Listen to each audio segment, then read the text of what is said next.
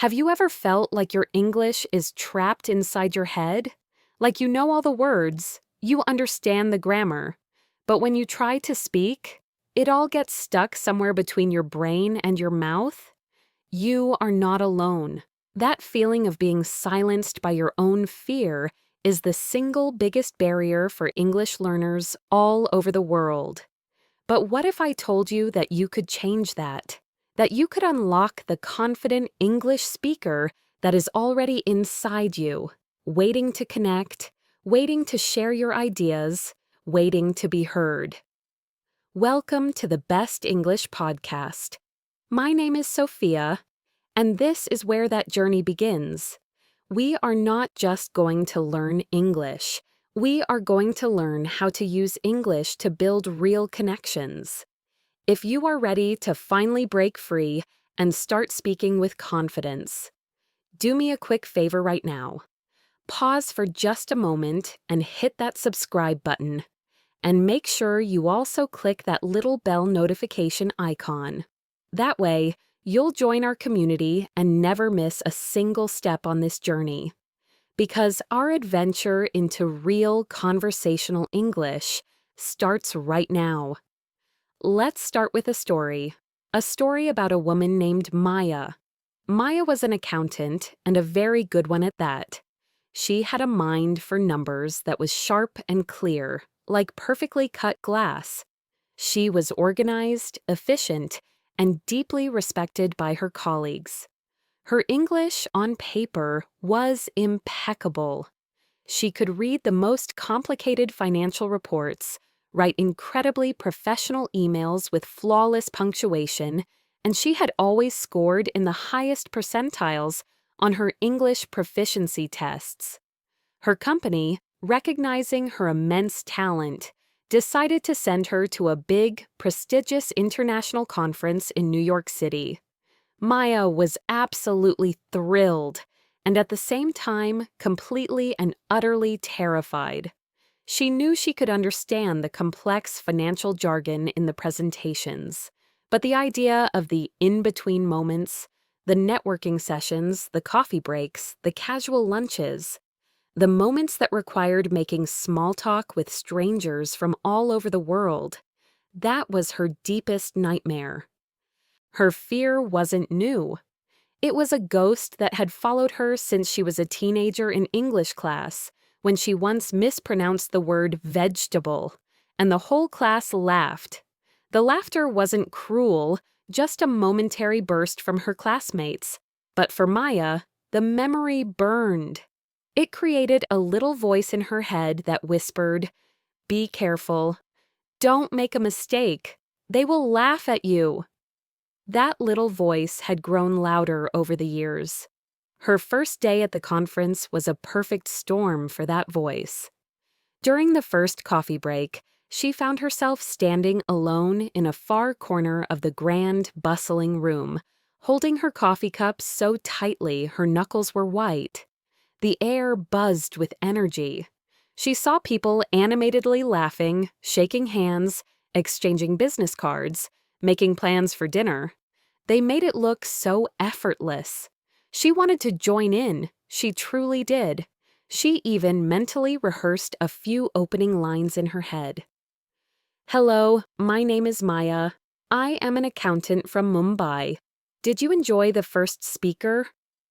But the words felt stiff, robotic, like a script from a cheap movie. They didn't sound like her. She saw a small group of people talking near the window.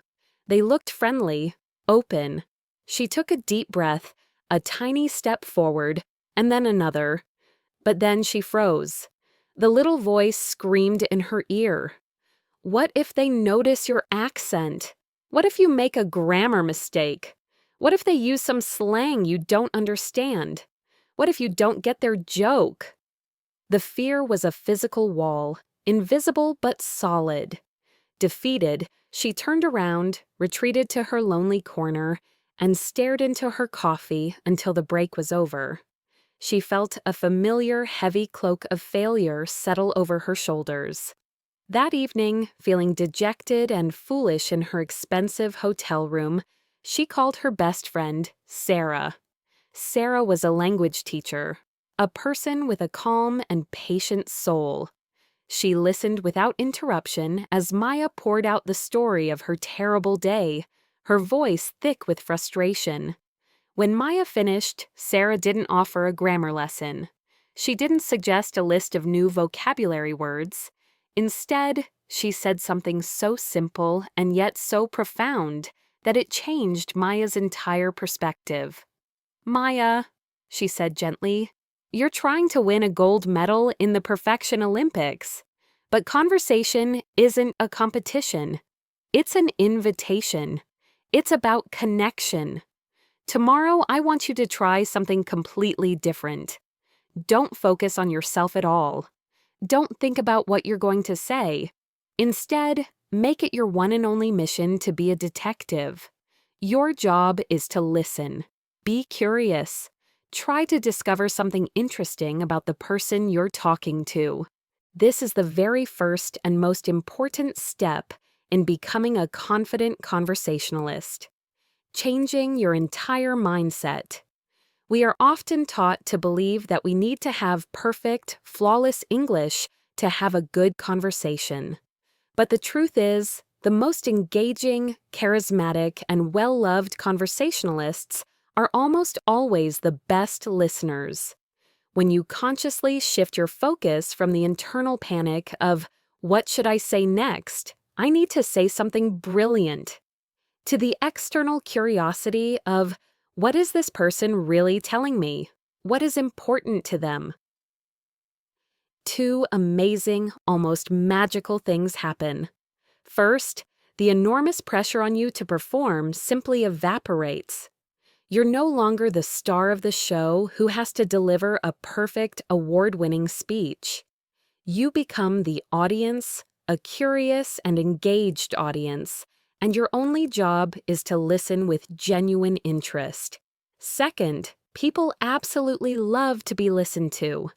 In a world where everyone is waiting for their turn to talk, giving someone your full, undivided attention is a rare and precious gift. When you show genuine curiosity in someone, they feel seen, they feel valued, and they will naturally want to talk to you more. Mistakes are not a sign of failure. They are a sign that you are in the arena, trying. Let me tell you a little story about myself. A few years ago, I was traveling in a small, beautiful village in Spain, and my Spanish was very, very basic. I went into a tiny, old-fashioned bakery that smelled wonderfully of yeast and sugar. I wanted to buy a loaf of bread to have with my dinner. The correct phrase is, "Quisiera una barra de pan." I had practiced it in my head, but as I stood in front of the kind-faced, elderly baker, my nervousness took over. I mixed up the words for bread, which is pan, and pain, which is dolor, and I also got the grammar slightly wrong. What I actually said, with great confidence, translated to something like, "I would like a stick of pain, please." The baker, a man with flour dusting his eyebrows, looked at me with complete and utter confusion for a moment. His brow furrowed. Then his eyes widened in realization, and a slow grin spread across his face, followed by a deep, warm belly laugh. It wasn't a mean laugh. It was a laugh of pure, shared human silliness. He pointed to a golden-crusted loaf of bread and said in slow, careful Spanish, "Pan, no dolor." Bread, no pain. I felt my face flush with embarrassment for a split second, but his laugh was so infectious that I started laughing too. In that moment, our language barrier disappeared. We connected. My silly mistake didn't create a wall. It actually broke one down. From that day on, for the rest of my stay, every time I went into his bakery, he would greet me with a big, twinkling smile and ask, "Just bread today? No pain." Think about it. When you are speaking your native language and you meet someone who is learning it, do you focus on their every little mistake? Do you judge them for their accent or for using the wrong preposition? Of course not. You are likely just happy and probably quite impressed that they are making the effort to communicate with you. Most people in the world are kind and patient. They care far more about the message you are trying to share than the perfect package you deliver it in. So, let's make a deal, you and I. From this moment on, you're officially giving yourself permission to be gloriously imperfect. You are giving yourself permission to make mistakes, to forget words, to mix up your tenses, and to have an accent that tells the beautiful story of where you come from. Your goal is not to be a perfect English speaker. Your goal is to be a brave English communicator. Let's go back to Maya. The next morning, she walked into the conference hall, Sarah's words echoing in her mind. Be a detective. Be curious. During the coffee break, she didn't retreat to her corner. She took a deep breath and stood near the coffee machine and just listened. She overheard a man with a friendly face and a colorful tie complaining to his friend about the terrible traffic that morning. This was her chance. Instead of trying to plan a perfect sentence, Maya simply turned to him and said, "The traffic was bad for you too." It wasn't brilliant, it wasn't witty, but it was real. The man turned, smiled, and said, "Oh, it was awful. It took me over an hour to get here from my hotel." Maya's mission was to listen, to be a detective. So she asked, "An hour? Wow, where are you coming from?" He started telling her about the part of the city he was staying in, and she just kept listening, asking simple, curious questions like, "Oh, really?" And "What is that area like?" And "Is there a good place to eat near there?" She didn't say much about herself at all. She made a few small grammar mistakes, once saying eat instead of ate.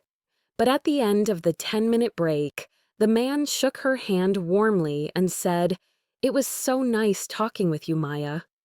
For the very first time, Maya felt a tiny, warm spark of success. She hadn't been perfect. She had just been present. So here is your first practice. I want you to think about a situation where you might speak English this week. It could be a meeting at work, a video call, or even just a brief interaction at a shop. Now, instead of worrying about what you will say, I want you to set a single, simple goal: to be a detective. Decide that you're going to try to learn 3 new things about the other person or people. Your only task is to listen and be curious. This simple shift in mindset can feel like lifting a huge, heavy weight off your shoulders. It is the golden key that unlocks the natural, confident speaker that is already inside you. Let's go back to Maya. The next morning, she walked into the conference hall, Sarah's words echoing in her mind. Be a detective. Be curious. Mouse. During the coffee break, she didn't retreat to her corner. She took a deep breath and stood near the coffee machine and just listened. She overheard a man with a friendly face and a colorful tie complaining to his friend about the terrible traffic that morning. This was her chance. Instead of trying to plan a perfect sentence, Maya simply turned to him and said, "The traffic was bad for you too?" It wasn't brilliant, it wasn't witty, but it was real. The man turned, smiled, and said, "Oh, it was awful. It took me over an hour to get here from my hotel." Maya's mission was to listen, to be a detective. So she asked, "An hour? Wow, where are you coming from?"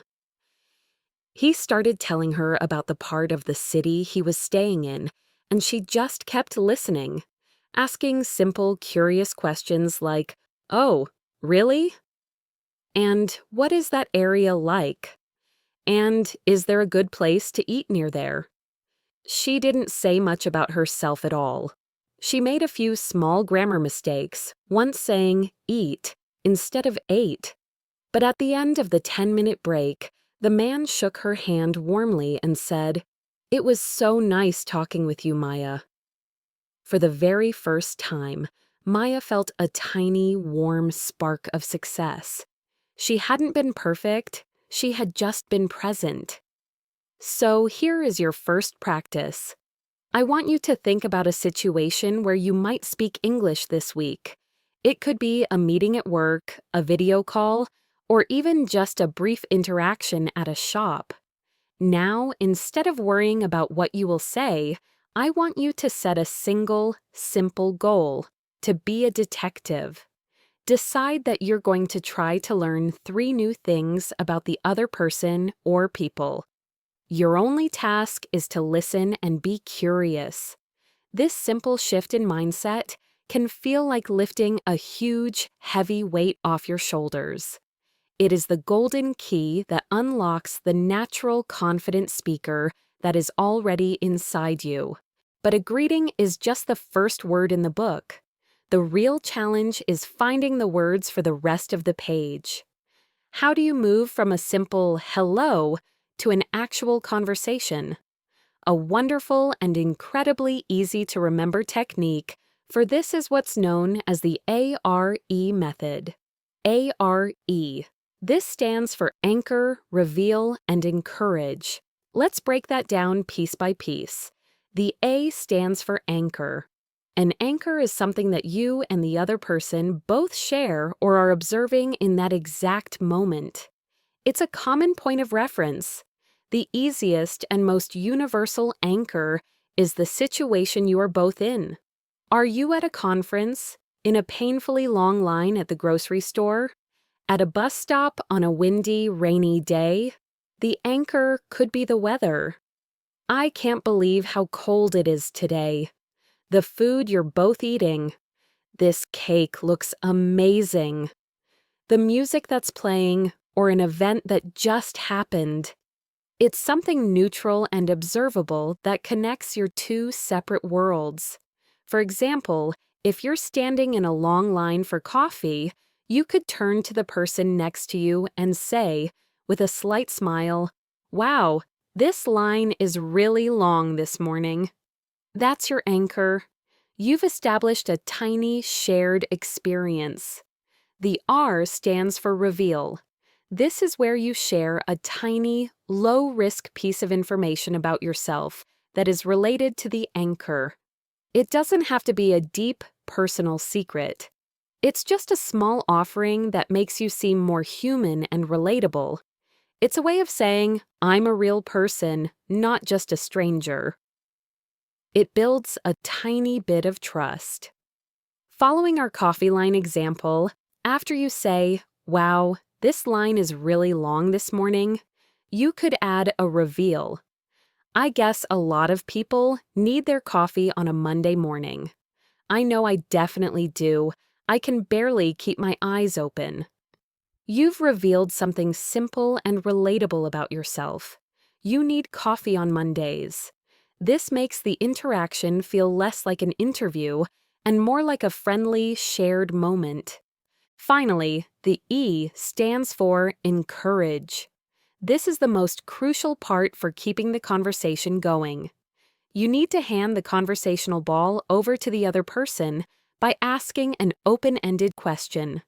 An open-ended question is one that cannot be answered with a simple yes or no. It encourages the other person to talk and share something. So, after your anchor and reveal, "Wow, this line is really long this morning. I know I definitely need my coffee on a Monday morning." You could encourage the other person by asking, "What's your go-to coffee order?" Or, "Is this your usual coffee spot?" Or, "Are you heading to work after this?" This question is an invitation. It brings them into the conversation and shows that you're interested in their response. Let's follow Leo as he bravely tries to put the ARE method into practice. On his first day in his new apartment building in Toronto, He gets into the elevator and a neighbor, an older woman with kind eyes and a friendly smile, gets in with him. Leo's heart starts beating faster. He thinks, okay, R, A, anchor. The anchor is the elevator. It's very old and very slow. He says, "This elevator's a little slow, isn't it?" The woman smiles and nods. "Oh, it certainly is. I think a turtle could beat it in a race." Okay, now for R, reveal. Leo adds, "It's my first day in the building. I just moved in on the 10th floor." This is a great reveal because it gives the other person useful information to work with. And finally, E, encourage. He asks her, "Have you lived here for a long time?" The woman's face lights up with a warm smile. "Oh, welcome to the building. How wonderful. Yes, I've been here for over 20 years. It's a lovely place. My name is Carol, by the way. I'm in 7B. Just like that, with one simple, structured R sequence, Leo has started a conversation, learned his neighbor's name, made his first connection in his new home, and he now knows who to ask if he has questions about the building. He didn't have to be funny or brilliant or charming. He just had to be observant and curious. Let's try another scenario for Leo. A week later, he's at a bus stop. It's drizzling and the bus is late. A man about his age is also waiting, looking impatiently at his watch. Leo's mind races. R, A, anchor, the late bus. "Looks like the bus is running a bit late today," he says to the man. The man sighs. "Yeah, tells me about it. I'm going to be late for work." R, reveal. Leo adds, "I'm still getting used to the bus schedule here. It seems a bit unpredictable." E, encourage. He then asks the man, "Do you take this bus every day?" This simple question could lead to a conversation about their jobs, the neighborhoods they work in, or just a shared moment of complaining about public transport, which is a classic way people connect. Now it's your turn to practice. Let's imagine a few situations. Situation 1. You are at a park sitting on a bench.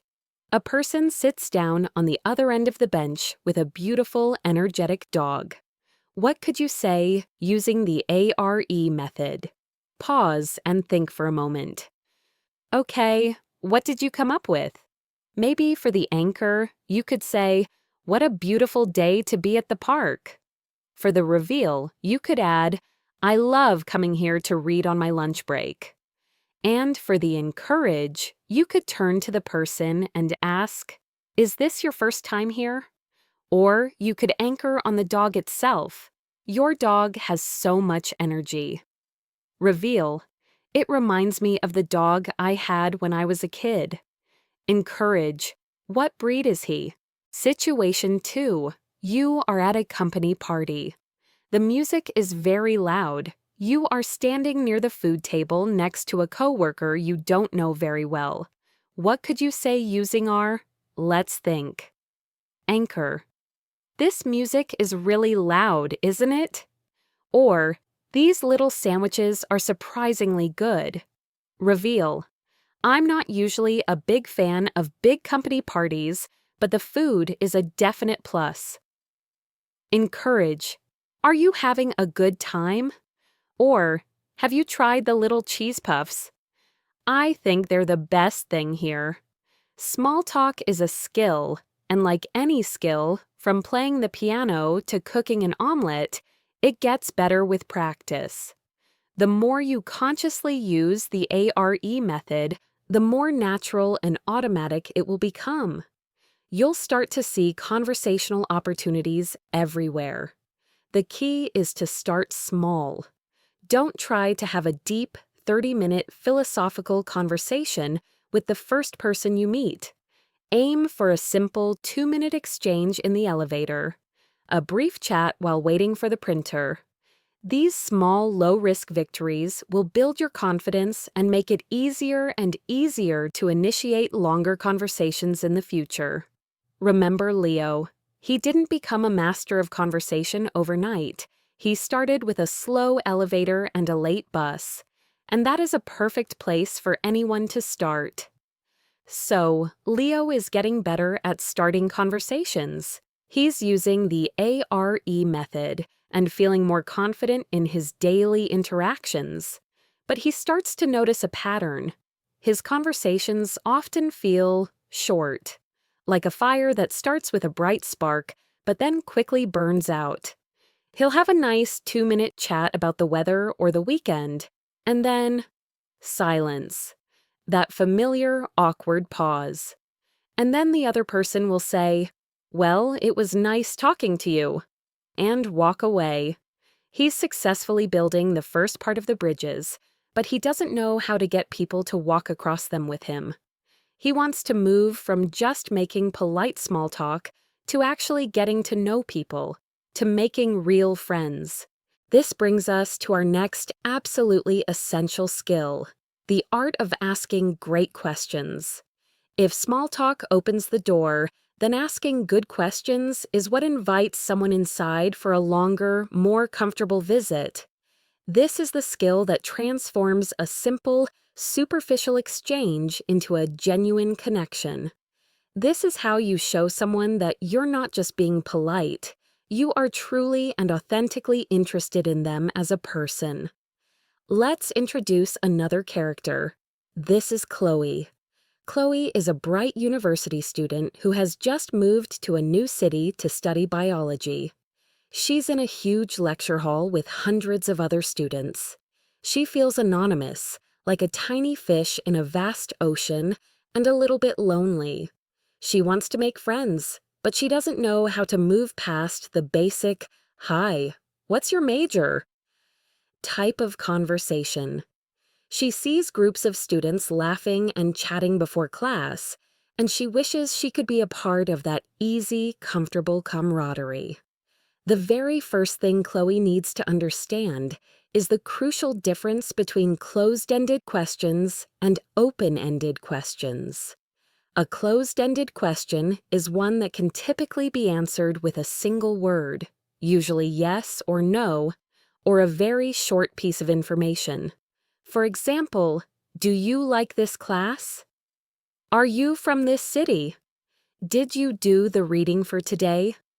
These questions are not inherently bad. They are useful for getting quick, factual information. But they are conversation killers. They are like a series of closed doors. They don't give the other person much to work with. If you ask 3 closed-ended questions in a row, it can start to feel less like a friendly chat and more like an interrogation. An open-ended question, on the other hand, is designed to get a longer, more detailed answer.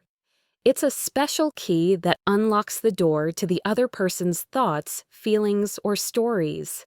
These questions often start with words like what, why, how, or phrases like tell me about, or what's it like? For example, instead of asking her classmate, "Do you like this class?" which is a closed question, Chloe could ask, "What do you find most interesting about this class so far?" which is an open question. Instead of, "Are you from this city?" Another closed question, she could ask, "What's it like growing up in this city?" Or, "How is this city different from your hometown?" Do you feel the fundamental difference? The open-ended questions open up a whole universe of possibilities for the conversation to go in. Let's imagine Chloe is sitting next to a classmate named Tom before a lecture starts. The old Chloe, the one who didn't know this secret, might have said, "Chloe, hi, I'm Chloe." Tom, hi, I'm Tom. Chloe, are you a first-year student? Tom, yes. Chloe, do you like this professor? Tom, yeah, she's okay. And then the dreaded awkward silence. The conversation is over before it even began. Now, let's imagine the new Chloe, armed with the power of open-ended questions. Chloe, hi, I'm Chloe. Tom, hi, I'm Tom. Chloe, So, what made you decide to take this biology class? Tom: Oh, well, I've always been really into marine biology. The whole world under the ocean just fascinates me. Boom! Now Chloe has so much more to work with. Tom has shared a passion, an interest. This brings us to the next, even more powerful level of asking great questions: the follow-up question. A follow-up question is a question that you ask based directly on what the other person has just said. It is the ultimate proof that you are not just waiting for your turn to talk. You are actively listening, engaged, and curious. This is perhaps the single most potent tool for deepening any conversation. Tom said he is fascinated by marine biology. Chloe now has a rich sea of options for a follow-up question. She could ask, "Oh, that's so cool. What is it about the ocean that you find most fascinating?" Or, "How did you first get interested in that?" Or, "Have you read any good books or watched any amazing documentaries about it recently?" Any one of these questions will keep the conversation flowing smoothly and, more importantly, show Tom that Chloe is genuinely interested in his hobby. Let's continue the scene with Chloe and Tom. Chloe: How did you first get interested in that? Tom: My family used to go to the coast every summer, and my dad taught me how to snorkel. The first time I saw a coral reef up close, I was just completely hooked. It felt like a different planet. Chloe now has another golden opportunity for a follow-up. She could share a related experience or ask another question. Chloe: That sounds like an incredible memory. What's the most amazing thing you've ever seen while snorkeling? Notice how the conversation is building on itself, layer by layer. Each of Chloe's questions is a natural, logical response to what Tom has just said. She is not following a pre-written script. She is following the path of her own curiosity. This makes the conversation feel natural, easy, and engaging for both of them. A simple but incredibly effective phrase you can keep in your back pocket is, "Tell me more about that." When someone mentions something interesting, like a trip they took or a project they're working on, simply saying, "Oh, that sounds really interesting.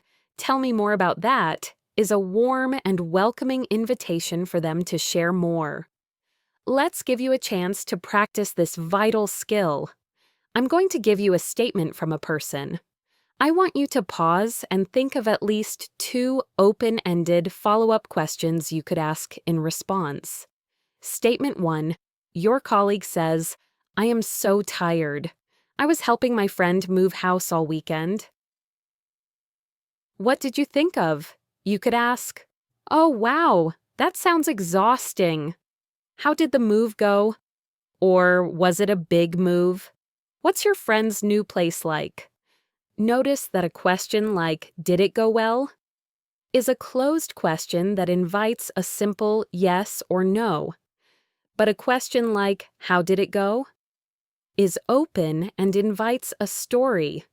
Statement 2. Someone you just met at a party says, "I just got back from a holiday in Japan." Your follow-up questions could be, "Japan, how wonderful. What was the highlight of your trip? Wow." Or, "That's on my travel bucket list." What was the most surprising thing you learned about the culture while you were there? Statement 3. Your neighbor says, "I'm trying to learn how to play the guitar." You could ask, "That's fantastic. What made you decide to learn the guitar?" Or, "How are you finding it so far?" What's the most challenging part about learning? Asking great questions is a skill that demonstrates deep respect and interest. It shifts the spotlight from you onto the other person and makes them feel like the most interesting person in the room. And the wonderful secret is that when you make other people feel interesting, they almost always think that you are interesting too. They will walk away from the conversation thinking, wow, what a great person to talk to. Even if you feel like you hardly said anything about yourself at all, Chloe starts consciously using these techniques. She stops worrying about being witty or clever or impressive. Instead, she puts all her energy into being curious. She starts asking her classmates open-ended questions about their studies, their hobbies, their hometowns, their favorite music.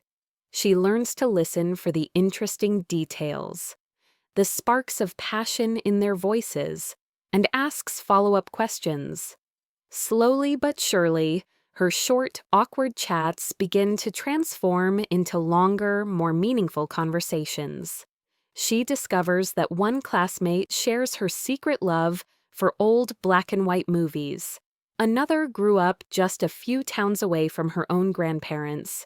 And another has a crazy, hilarious story about working a summer job on a fishing boat in Alaska.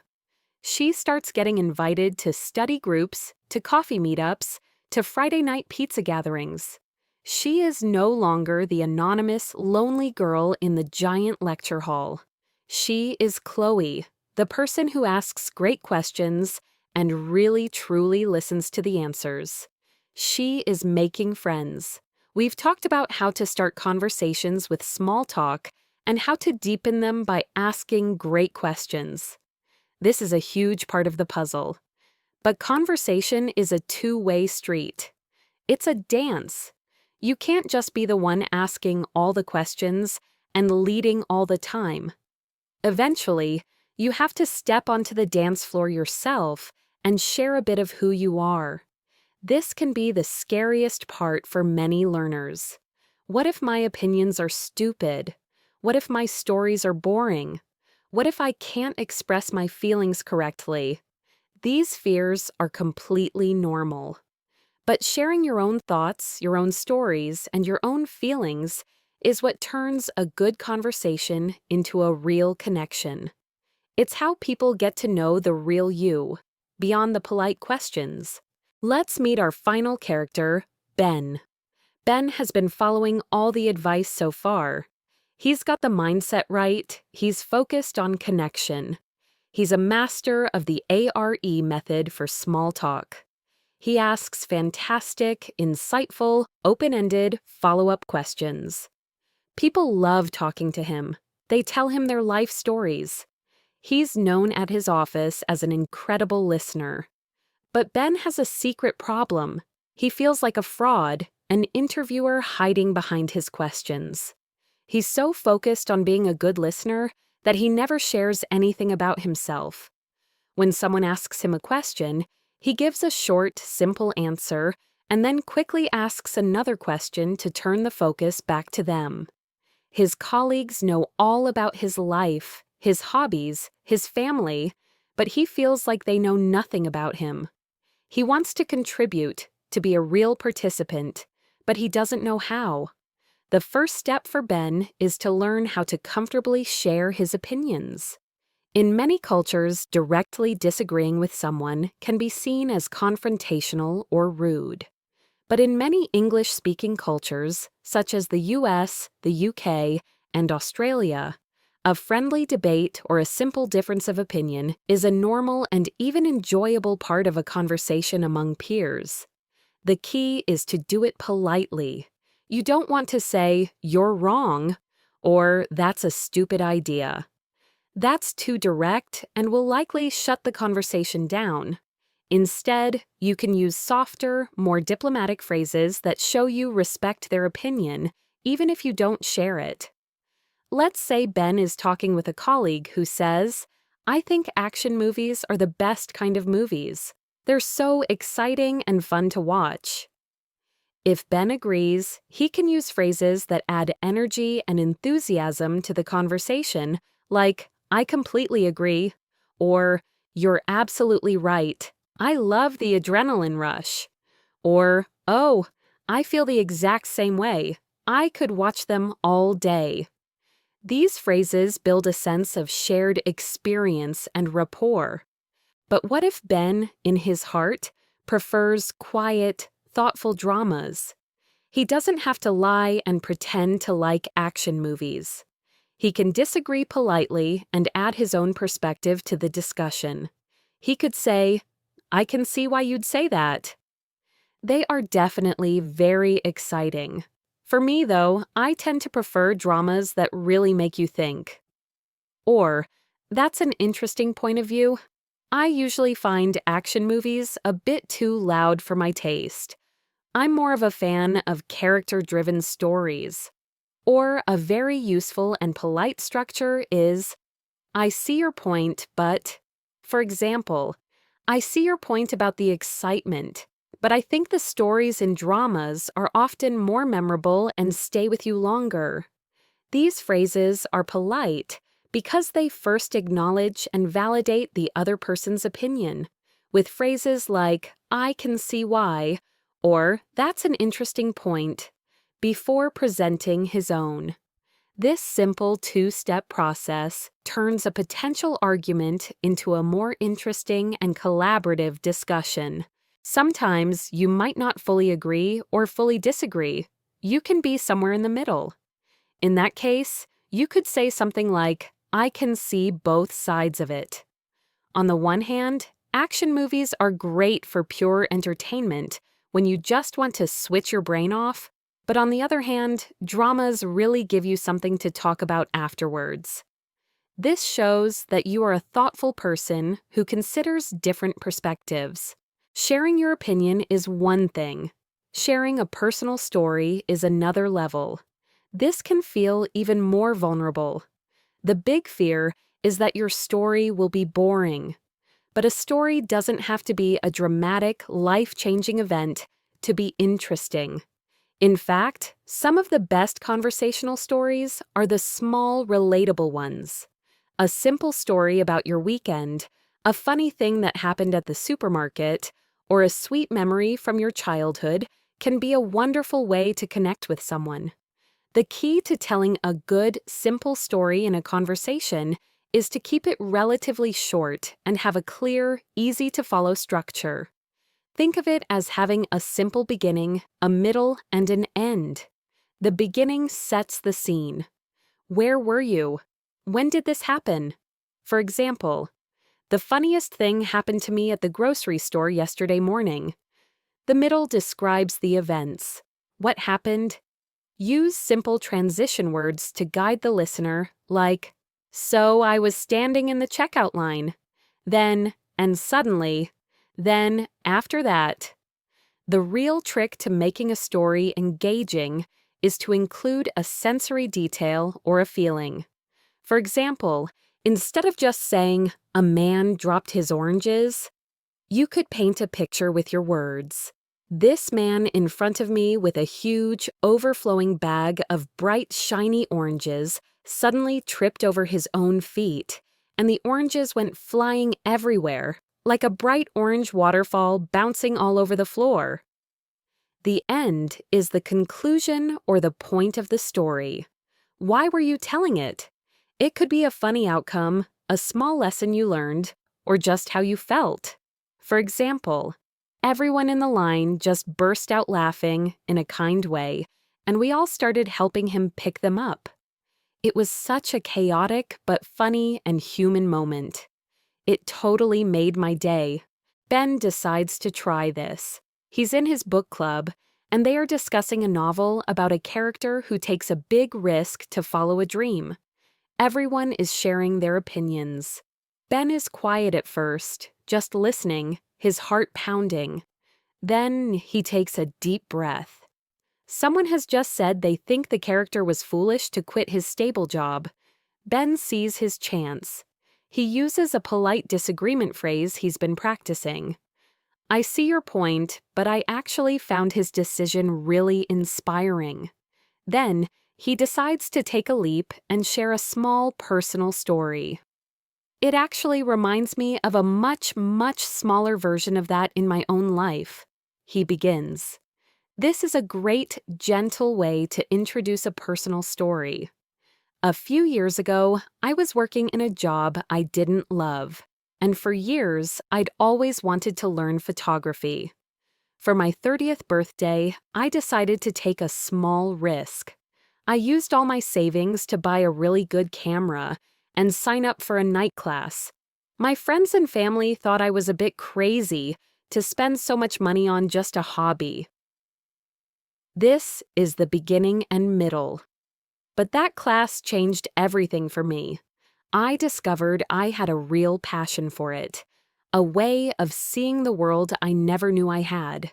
I'm not a professional photographer now, but that decision to invest in myself, to take that little risk, gave me so much confidence that eventually led me to the much better job I have today. So when I read about the character in the book quitting his job, I really understood on a small level why he had to take that leap. This is the end, and he cleverly connects it back to the main topic of the book club's discussion. After Ben finishes his story, the room is quiet for a moment. Then, the person who had called the character foolish says, "Wow, Ben, I never thought of it that way. That's a great story. Thanks for sharing that." For the very first time, Ben feels like he has truly contributed to the conversation. He didn't just listen, he shared a piece of himself, and it deepened not only the group's understanding of the book, but also their understanding of him. Finally, there's expressing feelings. This can be difficult even in our native language. In English, we often learn the most basic words like happy, sad, and angry. But real human emotion is a rich and complex tapestry. Expanding your emotional vocabulary can make your conversations much richer and more precise. Instead of just, "I'm happy," you could be, "I'm thrilled," "I'm delighted," "I'm on cloud nine," "I'm ecstatic." Instead of "I'm sad," you might be, "I'm feeling a bit down," "I'm disappointed," "I was gutted," or "I'm a little blue." Instead of "the movie was good," you could say "it was hilarious," "it was thought-provoking," "it was incredibly moving," "it was a bit predictable." Using these more specific, colorful words helps people understand you better and makes your contributions to the conversation more vivid, memorable, and interesting. Let's practice this. Imagine a friend asks you how your week was. Instead of just saying, "it was busy," try to use more descriptive and emotional language to tell a fuller story. Pause and think for a moment. Maybe you could say something like, "It was pretty overwhelming, to be honest. I had back-to-back deadlines, so I was feeling really stressed out and drained by Wednesday. But I finally finished my last big project this afternoon, so now I'm just feeling so relieved and looking forward to a relaxing weekend." This gives the other person so much more to connect with. They might respond with sympathy and understanding, saying something like, "Oh, I hate weeks like that. You definitely deserve a relaxing weekend." Sharing yourself in a conversation is a delicate balance. You don't want to talk only about yourself, but you also don't want to be a silent, invisible observer.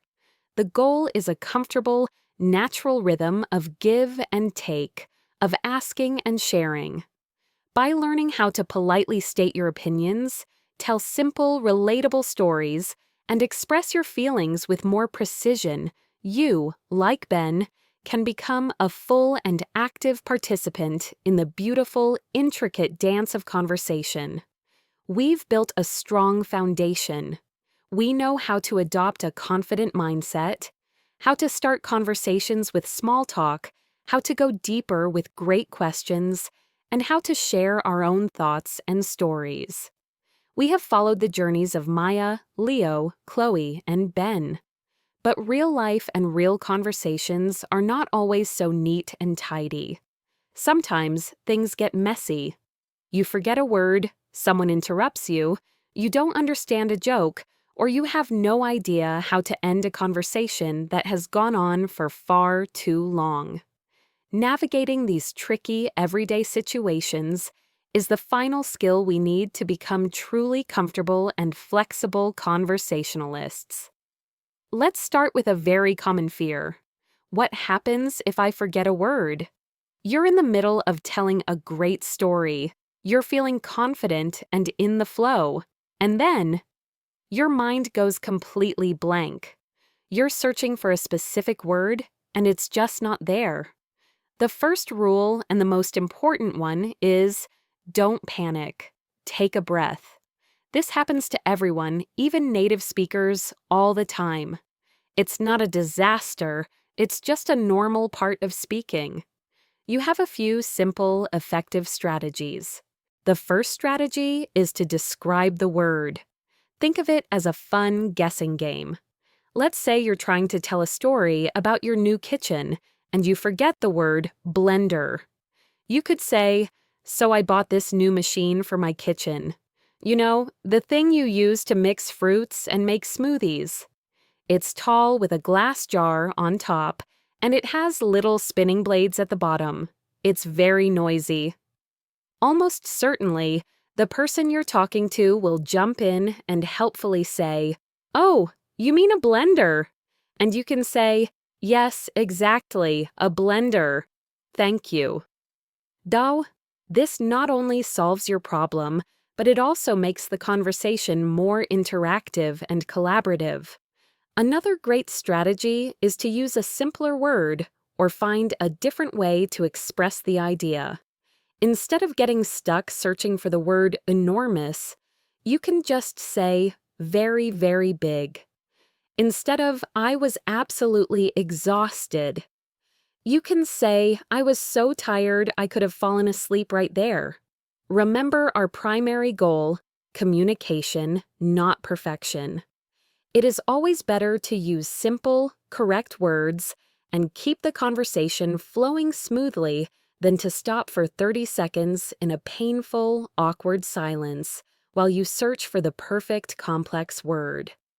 Let's revisit Maya at her international conference. She's now feeling more confident and is having a conversation with a woman from Australia. She's telling her about a beautiful market she loves to visit in her home city. "It's a wonderful place," Maya says, "full of little stalls. And they sell all kinds of, what is the word? Things that are made by hand by local people, not in a factory." The woman smiles and says, "Oh, you mean crafts? Or artisan goods?" "Yes, crafts," Maya exclaims, her face full of relief.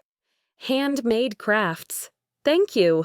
The moment wasn't awkward at all. It was a moment of teamwork. The next tricky situation is interruptions.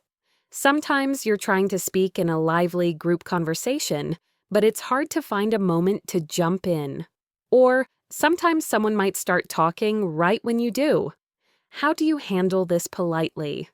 If you want to add something to a fast-moving conversation, you can use a polite entry phrase like, "If I could just jump in here," or "Sorry to interrupt, but I just wanted to add that." This signals that you are aware you're interrupting, which makes it polite and respectful. If someone interrupts you, you have a choice. If it's a small interruption and they've made a quick, relevant point, you can often just let it go and then continue your thought after they're done. But if you were in the middle of an important point that you want to finish, you can politely reclaim your turn. After they finish speaking, you could say with a friendly tone, "As I was saying," or "Anyway, to finish my point." This gently and non-aggressively brings the conversation back to what you were talking about. Now, what about the opposite problem? How do you end a conversation gracefully? This can be very awkward for many people. You don't want to seem rude or abrupt, but you need to leave. Maybe you have another meeting to go to, or you've been talking to your chatty colleague, Leo, for 20 minutes and you really need to get back to work. The key is to use a polite, clear closing formula that signals the conversation is over. You can start by saying something positive about the conversation. For example, Well, it's been so great talking to you. Or, I've really enjoyed our chat. This makes the other person feel valued. Then, you need to state your reason for leaving. You don't have to give a lot of detail or make up a complicated excuse. A simple, honest reason is best. But I have to run to a meeting. Or, but I should probably get back to my desk and finish this report. Or, but I need to go pick up my kids from school. Finally, you can suggest a future connection. This is optional, but adds a nice, warm touch. Let's catch up again soon. Or, I'll see you at the team meeting tomorrow. Let's watch Leo use this skill. He's talking to his friendly neighbor Carol in the hallway of their apartment building. They've been chatting for 10 minutes, and Leo needs to go inside and start making dinner. He says, "Well, it was so lovely to see you, Carol." This is the positive statement. I'd better get inside and start thinking about dinner. This is his reason for leaving. Have a wonderful evening. This is his polite closing. It's smooth, friendly, and not at all rude. One last, very important, tricky situation is understanding different accents. The English language is a global language, spoken by billions of people all over the world, and there are hundreds and hundreds of different beautiful accents. It is completely normal to have trouble understanding an accent you're not used to, even for native English speakers. A person from Texas might struggle to understand a person from Glasgow, for example. So, do not pretend you understand when you don't. This can lead to much bigger misunderstandings and problems later on. It is always okay to politely ask for clarification. You can say things like, "I'm so sorry, I didn't quite catch that. Could you say it again, please?" Or more informally, "Sorry, what was that?" If you understood most of the sentence but missed one key word, you can ask, "Sorry, I missed the last part. You said you went to, where was that again?" Another great technique is to repeat back what you think you heard. This is called clarifying. For example, "So if I'm understanding you correctly, you're saying we should move the deadline to Friday? Is that right?" This confirms your understanding and shows the other person that you are listening carefully and want to get it right. Let's see Chloe in a small university seminar. Her professor has a very strong Scottish accent, and she's struggling to follow all the details. At first, she's too embarrassed to say anything and just nods along. But then she remembers that her goal is to understand, not to look smart. When the professor asks if there are any questions, Chloe bravely raises her hand. "I'm really interested in your point about the Industrial Revolution's impact on literature," she says. "I'm having a little trouble with the accent. Could you please repeat the part about the textile factories and the poets?" The professor smiles kindly and says, "Of course, not a problem at all. It's a strong accent, I know," and then repeats the information a little more slowly and clearly. Several other students in the seminar look visibly relieved. They were struggling too. Chloe's courage to be honest helped everyone in the room. Navigating these tricky conversational moments is not about having a perfect pre-written script for every possible situation. It's about having a toolbox of simple, polite phrases and the confidence to use them when you need them. It's about remembering that conversation is a messy, imperfect human activity. Forgetting a word, needing to end a chat, or asking someone to repeat themselves are not signs of your failure in English. They are normal, everyday parts of communication in any language. The more you practice handling them with grace and a bit of humor, the more resilient, flexible, and truly confident you will become in any conversational situation you find yourself in. And so we come to the end of our journey for today. We started with Maya, frozen by fear in the corner of a busy conference room, and we walked with her as she discovered the liberating truth that connection is always more important than perfection. We followed Leo as he learned to build bridges into his new community with the simple tools of small talk, starting with a humble conversation about a slow elevator. We sat with Chloe in her vast university lecture hall and saw how the simple power of asking curious, open-ended questions could turn hundreds of strangers into real potential friends. And we were there with Ben in his book club as he finally found the courage to share his own story, adding his own unique and valuable voice to the conversation. Their stories are, in many ways, our stories. The path to becoming a confident and fluent English speaker is not a straight, easy line. It is a journey filled with small, daily victories, occasional awkward or funny moments, and slow, steady, gradual progress.